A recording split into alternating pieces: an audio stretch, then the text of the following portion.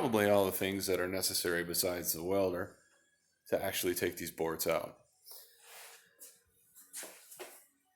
I found a hammer that looks super old. I mean, he's got tons of tools here. We got a huge toolbox, but I found this hammer. This is going to be useful for hammering off the spot welds after I drill them all out. It's pretty old. I think it was my grandpa's. It looks like it's been around for quite a few years.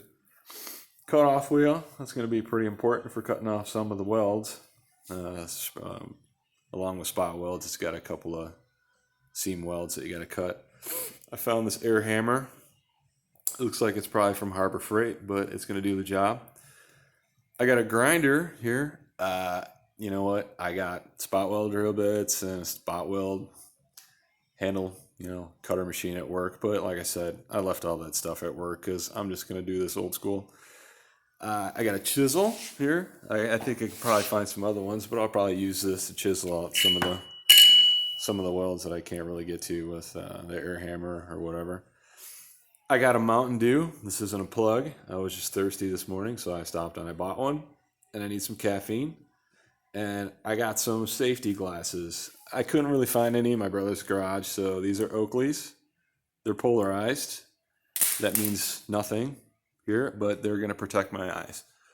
So anyway, this thing's so rusty I can't really see where the spot welds are. So what I'm going to do is I'm going to cut the seam weld right here to get it loose from the front bulkhead.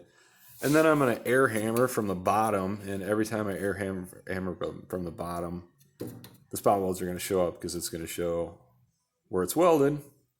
As I'm hammering up, you'll see where it's attached. And that's where I'm going to grind with said grinder over here. I'm going to grind the welds down as I go, and it's going to go all the way down the side, obviously. That one's going to be a little tricky down there because you can't get to it, so I'll just air hammer the seat bracket off. All the way back down and around, and then there's another seam weld back there, and then it's attached underneath right here to the rear torsion housing. Before I start drilling it apart, I'm going to take a tape measure, and I'm going to mark off a couple spots. I'm going to take some measurements from the tunnel right here in certain spots out to some of the holes, just so I can get a rough idea of where the body mount holes are going to be. So when I throw the new pan up there, I can just take the measurements I had and lay it back out with those measurements. So it's in a rough, general area where it should be. Shouldn't probably just wing it up there and throw it and weld it and then find out after all your work that you're a ½ inch off here or there. I mean, you could probably make it work, but I'm trying to be a little bit more precise.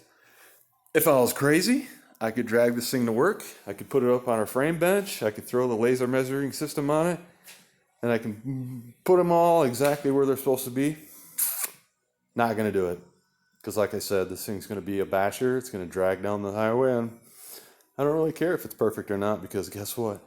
It's a rat rod. So I'm going to get started. I'm going to cut all this crap off, and when I get it cut off, I'll turn the video camera back on and show you what I'm going to do.